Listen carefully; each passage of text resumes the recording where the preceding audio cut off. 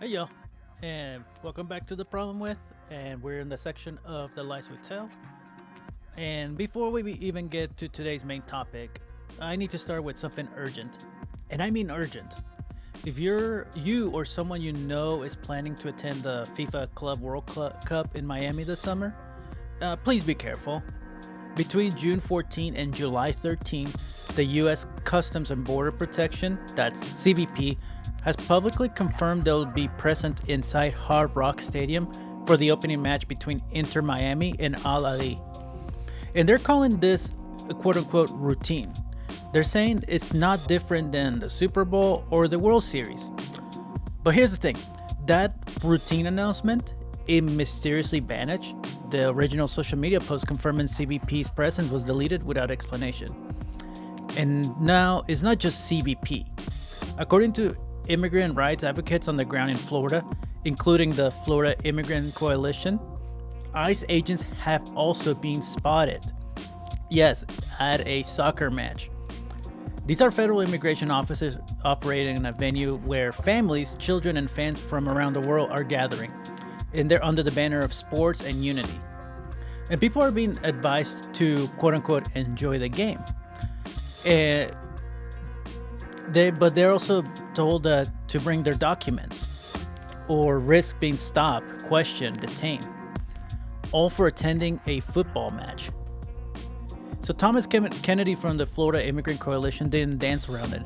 He said, and I quote, "This isn't about safety. It's about intimidation. It sends a message that if you look a certain way or come from a certain place, you're not welcome." And let's be real, this isn't an isolated case. This is a pattern, a playbook we've seen before. 1. ICE agents staking out Greyhound bus stations, asking for IDs and proof of citizenship. Or 2. CBP showing up to courthouses, detaining people as they leave immigration hearings. 3. Random quote-unquote sweeps in schools, hospitals, and neighborhoods labeled as high risk, which, let's be honest, always seems to mean black, brown, or undocumented. They're not keeping us safe, they're keeping us scared. So let me say this clearly, and write this down if you need to. You do not have to answer questions from ICE or CBP. You have the right to remain silent. You do not have to show ID unless you're driving. You do not have to open the door unless they show you a warrant signed by a judge, not an ICE agent. And yes, you are allowed to record the encounter. So for legal information and real-time alerts, check www.immigrantdefenseproject.org-ICE-watch or go to www.nilc.org. And for those listening who still have the luxury of wondering if this is really happening, let me just say, if the idea of government agents showing up at soccer games or detaining parents outside schools or chasing buses you're chasing through your city doesn't sound like the America you thought you lived in, you're right. Because this isn't the America we were promised, but it is the one that exists. Especially if your skin is brown or last name isn't Smith. And just like always, it's been justified with the same tired excuse. Security. Security for who? Because it sure isn't for the immigrants, it's not for the refugees, and it's not for the thousands of American citizens who get caught up in these raids simply because they fit a profile. And this is state-sanctioned fear. This is surveillance disguised as patriotism. And if we're not careful, if we don't call it what it is, it becomes normalized, it becomes acceptable, and the lie gets bigger. So speaking of lies, let's talk about the one of the biggest lies that is in American history. The myth that the Second Amendment means everyone gets to carry a gun, anywhere at any time, with no regulations, no limits, and no accountability. Because if you read the actual amendment, the one in the Constitution, that's not what it says.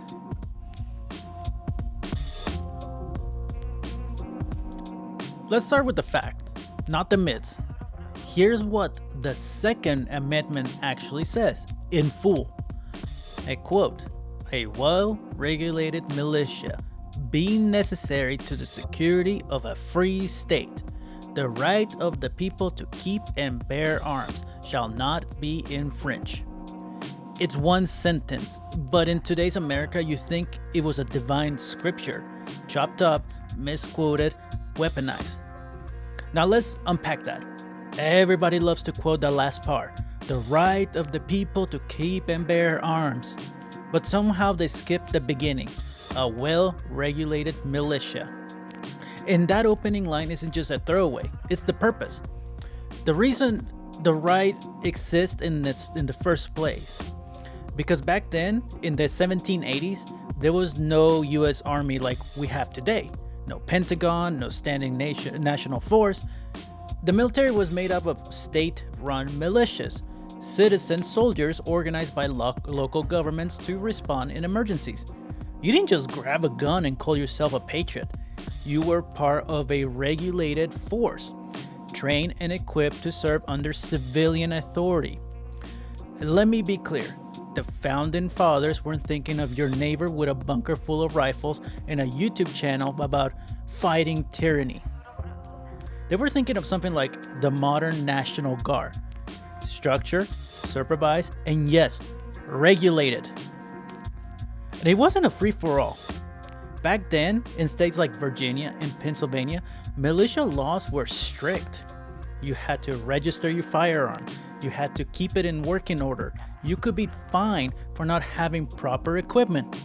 And in many towns, there were specific lists of what you needed to keep in your home to be eligible for service, like powder horns, cartridge boxes, and functioning muskets.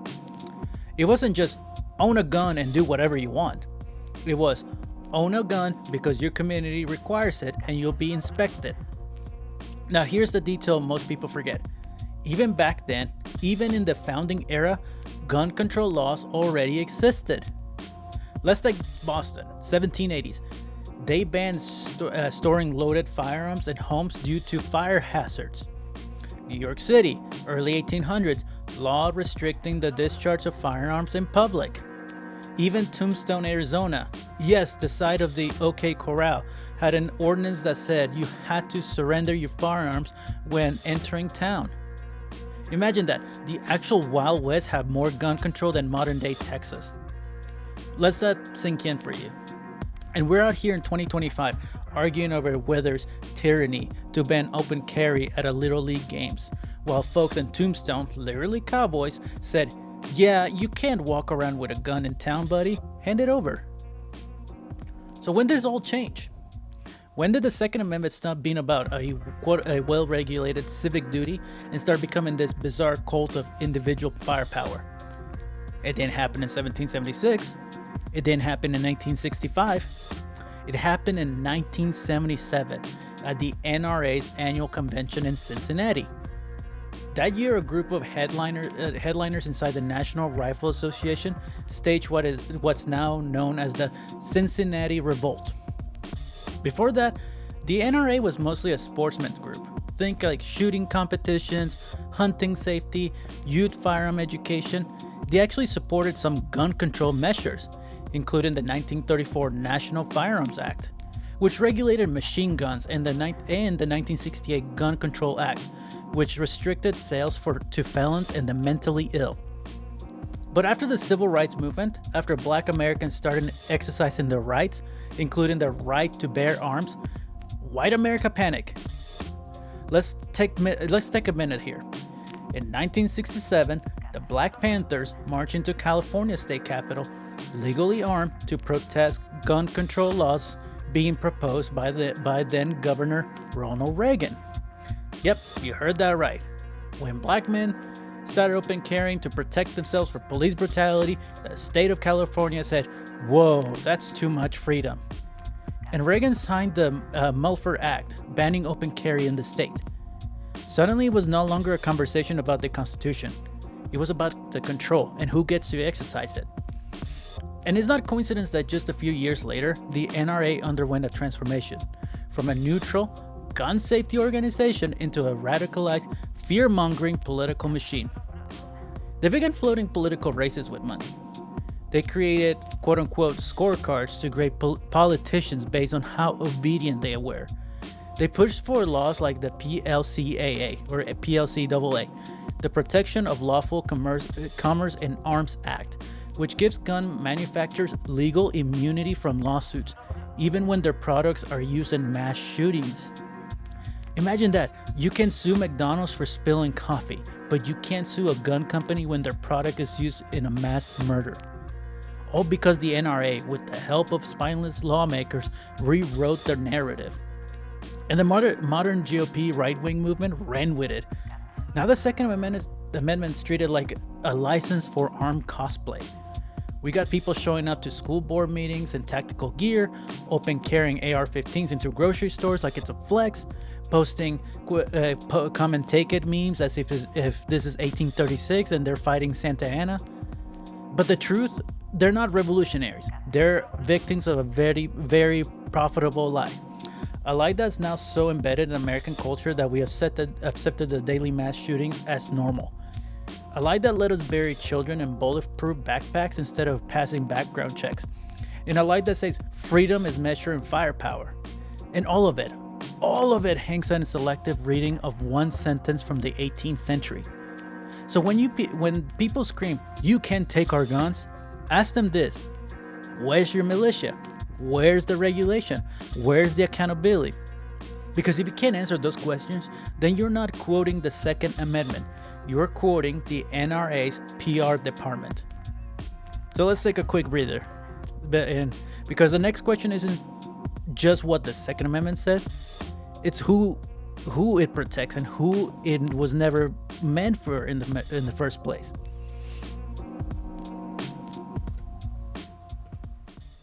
So here's the real question we need to ask when we talk about the Second Amendment. Who was it ever actually meant to protect? Because if we're being honest, brutally honest, the history of gun rights in this country has never been equal. Let's go all the way back in the 1700s again, when the founding fathers wrote, "The right of the people to keep and bear arms." The people didn't mean all people. It didn't mean black people. It didn't mean indigenous people. It didn't mean poor people. And it definitely didn't mean women. In fact, in many states, enslaved Africans weren't even allowed to touch weapons, let alone own them. And in some places, even free black men had to get special permission from local officials just to carry a firearm for protection. So in Virginia's 1680 slave code banned any black person, free or enslaved, from carrying a weapon without a white overseer's explicit permission. South Carolina, same thing.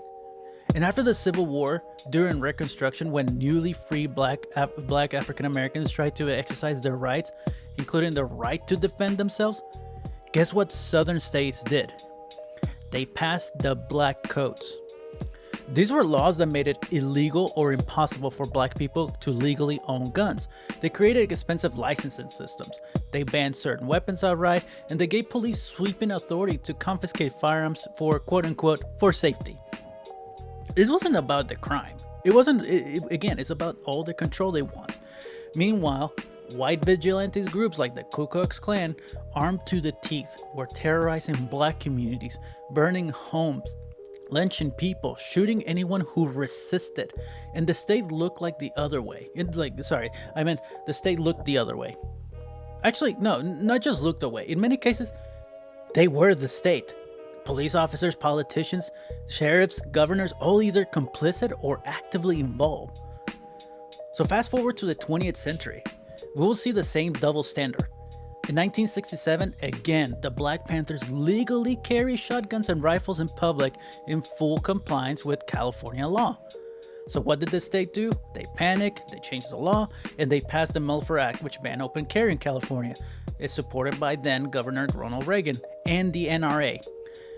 Let me repeat that. When black people exercise gun rights, the government suddenly found a problem with the Second Amendment.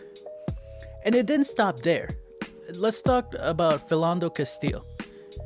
A black man, Philando Castile. Gosh, I cannot get these names correct after practicing them. A black man, a legal gun owner, licensed to carry. He told the officer during a traffic stop that he had a firearm, exactly like you're supposed to. And within seconds, he was shot 7 times in front of his girlfriend and her daughter. And the officer said he, quote unquote, feared for his life. And a jury bought it, and he was acquitted. Where was the NRA? Silent. Dead silence. No tweets, no press conference, no outrage. And there's evidence of this. Like there's body cam and the dash cam showing that he was not a threat. The officer decided just to put 7 on this man. Now let's compare to Kyle Rittenhouse, a white 17-year-old let me emphasize this, he crossed state lines with an AR-15, already crime by itself, inserted himself into a protest he didn't belong in, and killed 2 people. And he was celebrated by the right-wing media. He got a book deal. He was invited to conservative conferences. People fundraised to cover his legal fees. Same constitutions, same guns, 2 different responses. That's not about law. That's not about race, as always. And we'll build an entire gun culture in this country that says, if you're white and armed, you're a patriot. If you're black and armed, you're a threat. If you're brown and armed, you're a gang member. If you're undocumented and armed, you're a terrorist.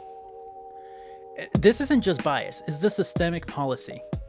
And according to a 2022 study from the Guilford Law Center, Black Americans are more than 4 times as likely to be arrested for weapons violations, even though white Americans own more guns per capita.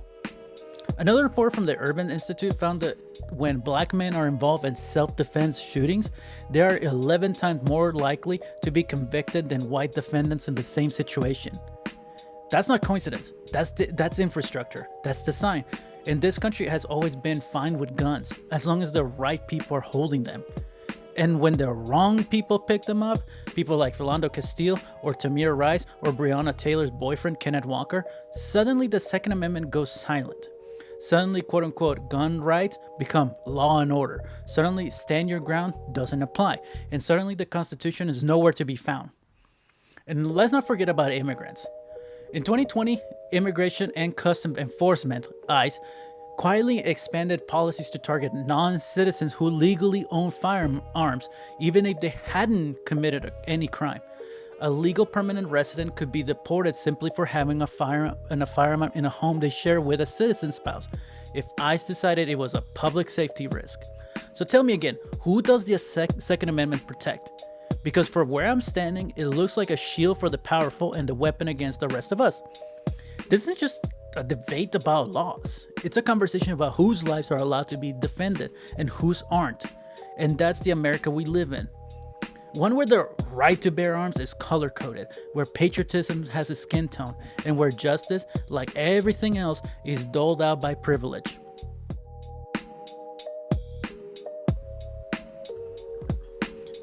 So now that we talked about who gets protected by the Second Amendment, let's talk about who profits from it. Because this country doesn't just tolerate gun violence, it monetizes it. Start with this. The gun industry is worth over $28 billion in the United States. That's just the firearms and ammunition side, not including accessories, tactical gear, private security, gun shows, or lobbyist money. And they're not making the money off hunters anymore. The modern gun market runs on one thing: fear. Fear of immigrants, fear of crime, fear of the government, fear of your neighbors, fear of future where you are not the one holding the weapon. That fear has been carefully cultivated and deliberately marketed. Let's be clear, after every mass shooting, what happens? Gun stocks go up, firearm sales spike, ammo flies off the shelves. And examples: Sandy Hook, Orlando, Las Vegas, Uvalde. Every time, the gun industry gets richer. And the NRA, they know this game inside and out.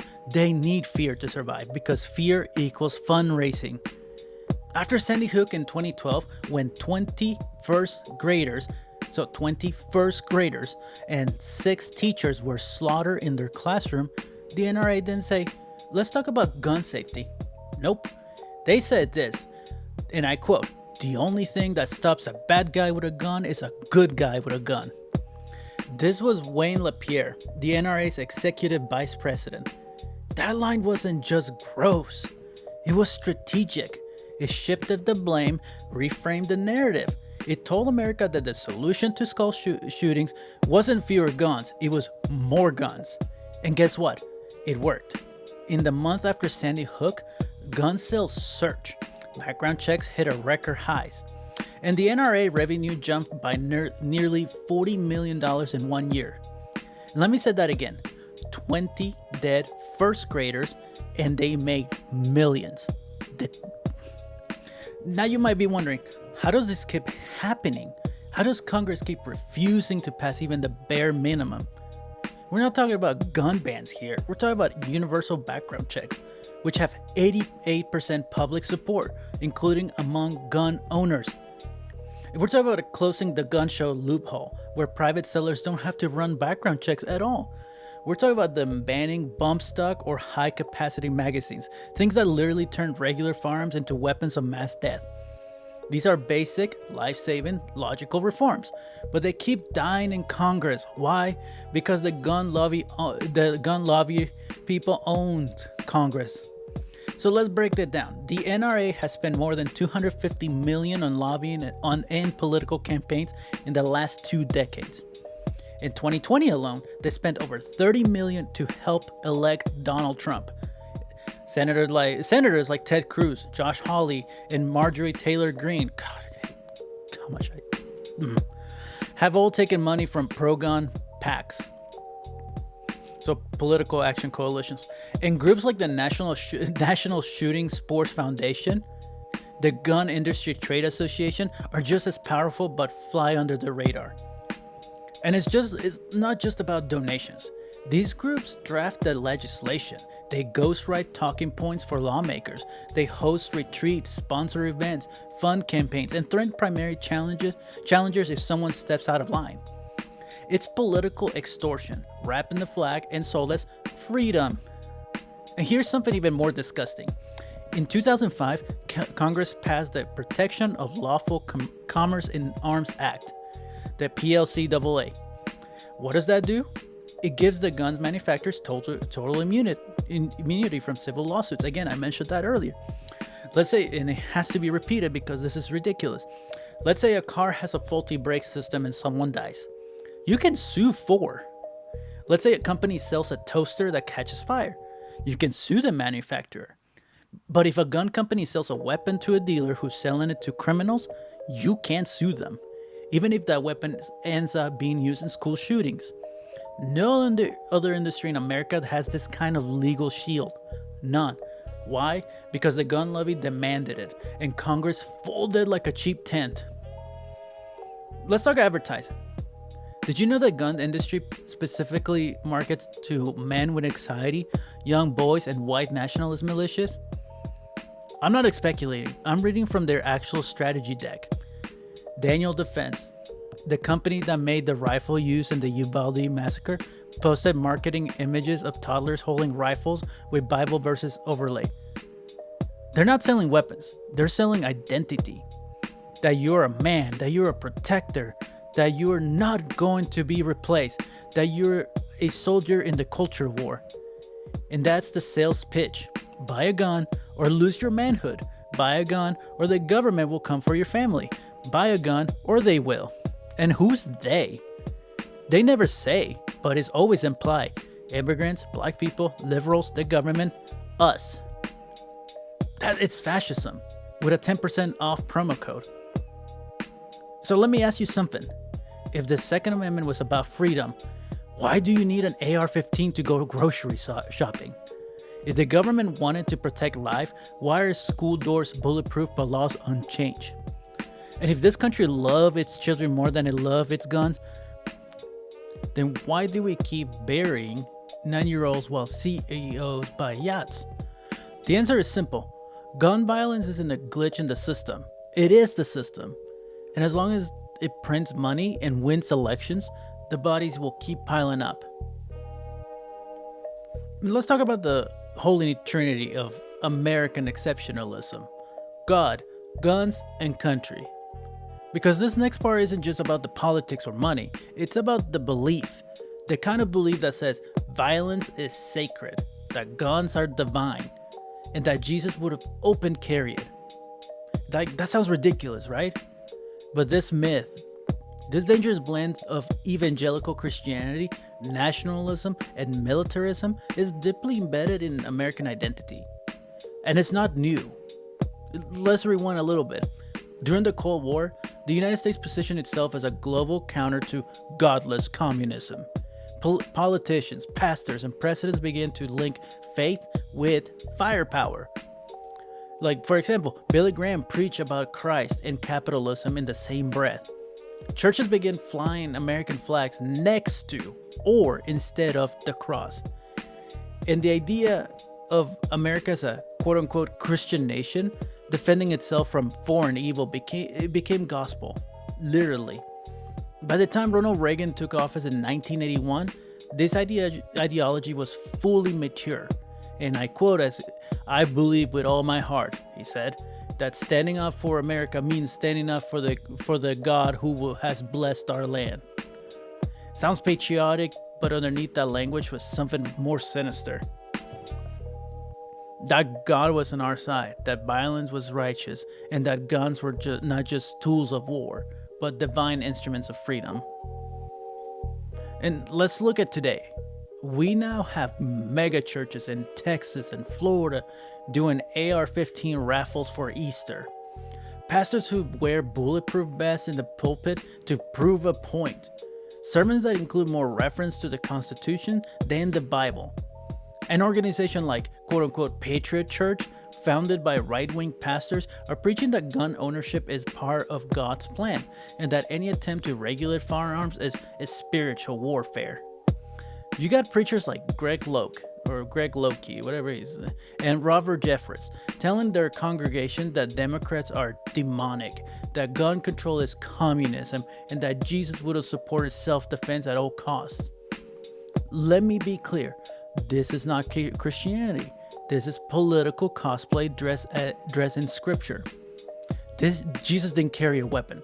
He didn't tell his disciples to fight the Romans. He didn't say, blessed are the armed and aggressive. He said, blessed are the peacemakers. Turn the other cheek. Put away your sword, for those who live by the sword shall die by the sword. That's not liberal. That's literally the Gospel of Matthew.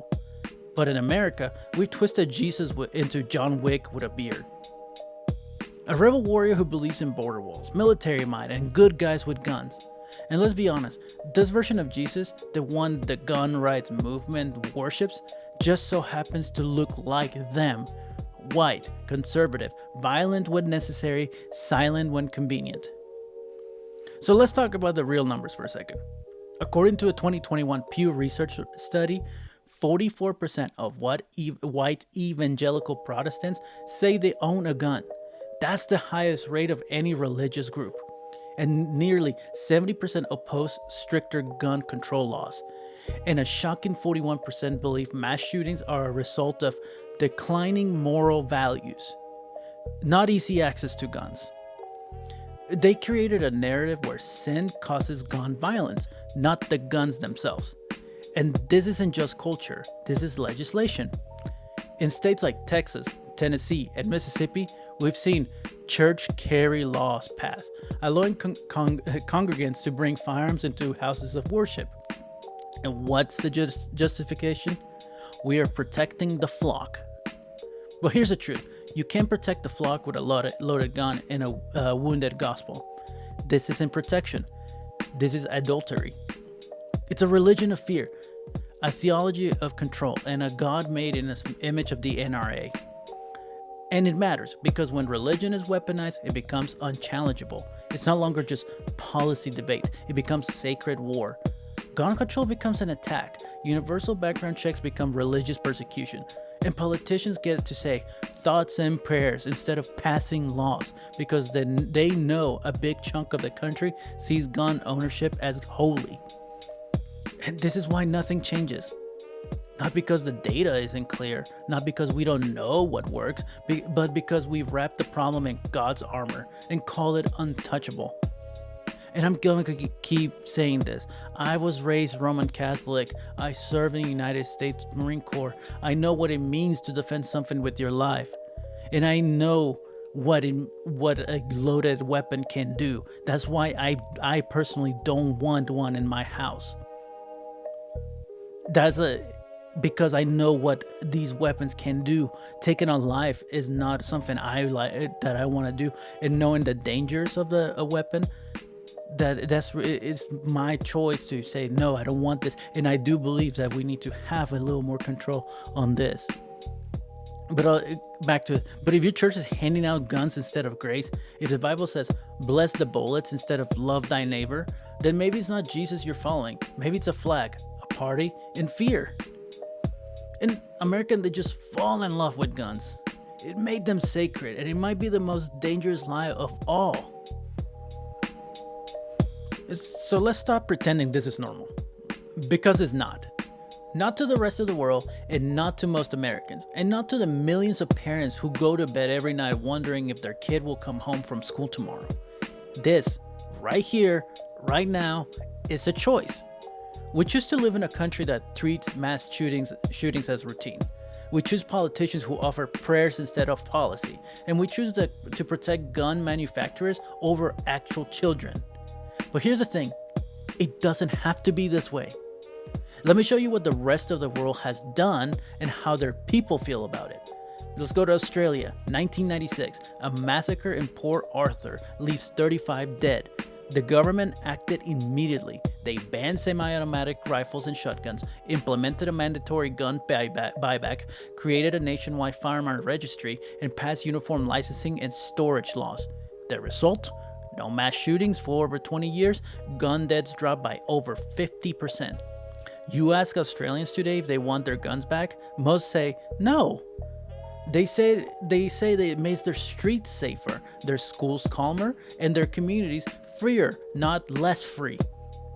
In Japan, a country over 125 million people, gun ownership is legal but heavily restricted. Want a gun? You have to do the following: pass a written test, pass a mental health exam, take a marksmanship course, store it securely and separate from your ammunition, renew your license regularly, police inspect your home. Result: fewer than 10 gun deaths per year total. Japanese people don't fear going outside. They don't need bulletproof backpacks for their kids. They trust their neighbors and their public safety systems. New Zealand is another example. In 2019, a white supremacist kills 51 people at 2 mosques. Prime Minister Jacinda Ardern moves fast. They ban semi-automatic rifles and military-style weapons, launches a nationwide buyback, limit high-capacity magazines, makes it harder for dangerous people to get weapons. The response from the public: widespread support. People line up to turn in their weapons, not because they were forced, but because they understood human lives matter more. I'm going to keep going. United Kingdom. After the Dunblane School massacre in 1996, where a gunman killed 16 children, the UK passed the Firearms Act of 1997, banning most handguns. Since then, no school shootings. None. You don't see Brits romanticizing assault weapons. You don't hear cries about tyranny when a background check is required. They view public safety as common sense, not an infringement. Let's go keep even more. Norway, in 2011, Anders Breivik kills 77 people in a terrorist mass shooting. Norway responds: tighten gun ownership laws, impose mandatory safety training, strengthens background checks. Norwegian citizens didn't resist these measures. They welcomed them. They say they didn't want a society built on fear and acted accordingly. Today, Norway has some of the lowest rates of gun violence in Europe. Singapore. Private gun ownership is almost completely banned. You can own a firearm only under extraordinary circumstances, usually for sport shooting and only under police-approved supervision. Result: virtually zero gun violence. Singapore doesn't just accept these laws, they celebrate them, because peace of mind isn't tyranny, it's freedom. Let's go with Germany. Gun ownership is legal, but the rules are strict. Background checks, psychiatric evaluations, proof of necessity, minimum age and training requirements, regular renewals. Gun deaths in Germany, one of the lowest in Europe, fewer than 1 in every 100,000 people. And Germans see gun ownership as a responsibility, not a right without limits. Okay, and here's my last one for this one. South Korea. Civilians cannot own handguns or rifles for self-defense. Period. The only way to access a gun is through highly regulated hunted licenses or sports shooting, and all guns must be stored at police stations between uses. You want the gun? You can't keep it at home. Gun deaths per year, close to zero. And guess what? South Koreans don't feel oppressed. They feel safe. Now let's compare all of that to us, the United States. In America, over 400 million firearms, more guns than people, over 45,000 gun deaths every year, over 600 mass shootings in 2023 alone. Children rank among the most likely victims of gun violence. And still, we're told this is freedom. But the rest of the world, they look at us in horror. They don't envy us. They don't admire us. They send travel advisories. They write headlines like, for example, America has become a killing field. The United States is not safe. Gun violence is the true American epidemic. Canada, Australia, the UK, Germany, Japan, New Zealand, even Mexico has warned its citizens to take caution when traveling to the United States. They view us like we used to view war zones, not because they hate us, but because they see us clearly, and they ask the same question: why won't America protect its own children? We're not free, we're not safe, and we're not leading the world anymore because we choose fear, we chose profit, we chose lies, but we can still choose differently because we have the data, we have the blueprint, we just need the guts to act. So here's where I want to leave you. We've said a lot in this episode because there's a lot to say. We talked about how the Second Amendment has been twisted into a myth, ripped from its historical context, and reshaped it into a slogan for people more obsessed with domination than democracy. And we expose how the gun lobby doesn't just defend guns; it profits from mass death. It markets grief. It funds fear, and it turns trauma into shareholder value. And we walk through how racism is coded into every layer of this debate. Who gets to stand their ground, and who gets buried in it? We talked about how religion has been weaponized, how pulpits have turned into podiums for political violence, and how Jesus has been hijacked by people who never understood his message of peace. In my opinion also, that if a church is telling you who to vote for instead of preaching scripture, peace and love for everybody, and do what Jesus did, then those churches need to be no longer churches, and they need to be taxed. Because they're no longer a church, they're not a house of worship, they're a political movement. Anyways, so it continued, and we talked about how the rest of the world watches us with pity, how their children go to school without fear, while ours practice active shooter drills between math and music class. But now I want to speak not just as a host, not just as a teacher, and not just as a citizen. Let me speak to you as a veteran. Again, I am a Marine Corps veteran. I train with weapons. I fire them. I know the velocity, the power, and the finality. And I've seen firsthand what a weapon does when it's in the hands of someone who shouldn't have it. So hear me when I say this. These weapons do not belong in the hands of civilians without serious, enforceable, regulated oversight. You don't need an AR-15 to protect your family. You don't need a 30-round magazine to go deer hunting. And sure as hell, you don't need a tactical rifle to buy a gallon of milk. And if you're someone who claims to love life, if you're someone who claims to follow Christ or cherish the Constitution or believe in freedom or morality or human dignity, then you should be the first person demanding stronger laws, not the last one resisting them. Because right now, in this country, the right to own a weapon has more legal protection than the right to stay alive. We live in a country where children aren't safe in classrooms, grandmothers aren't safe in their churches, teenagers aren't safe in movie theaters, and Black, Brown, Asian, Jewish, LGBTQ+, and immigrant communities are hunted, not just by individuals, but by a system that enables them. What kind of country calls that freedom? Let me ask you this, what kind of power is it? It ends with a 6-year-old bleeding out on their classroom floor? That's not strength. That's cowardice in a bullet casing. So yes, I support gun control, fully, proudly, fiercely. because I've carried a weapon and I know the burden of that responsibility. And if you really believe in life, liberty, and the pursuit of happiness, then you should believe in making sure that life isn't cut short in a cafeteria.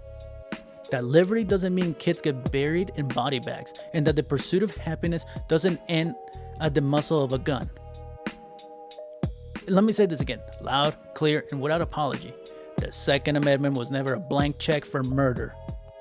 It doesn't give you the right to shoot someone because you felt scared. It doesn't give you the right to turn a synagogue or a supermarket into a war zone. It doesn't give you the right to silence protesters with threats and body armor.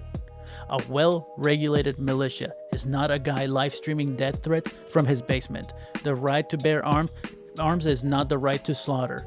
If you need a gun to feel powerful, if you need a gun to feel American, then maybe you never understood either one. And we deserve better than this.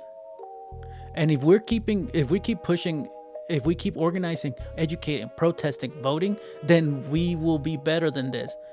Because freedom isn't killing power. It's about the courage to protect life, even if it means giving up the illusion of control. It's about showing the next generation that America can mean hope, not hazard. And so, before I go, I need to say this one more time before I leave. And this is separate from the what I said, or this is what I said earlier.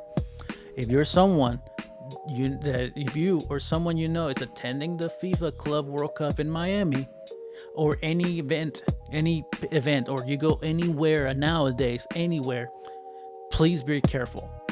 U.S. Customs and Border Protection and ICE will be at the Hard Rock Stadium, or also they'll be in your grocery stores. They'll be everywhere nowadays. And they're not there for your safety. They're there to profile, intimidate, and detain. So here's what you need to remember. You do not have to answer their questions. You have the right to remain silent. You don't have to show ID unless you are driving. Do not open the door unless they show a judge-signed warrant. You have the right to record the encounter. Please share this with your community. Be alert and be safe. Know your rights and help others know theirs. Again, I'm going to say thank you for listening. I'm Luis, and this has been The Problem With the Lies We Tell. Stay loud, stay alive, stay ready.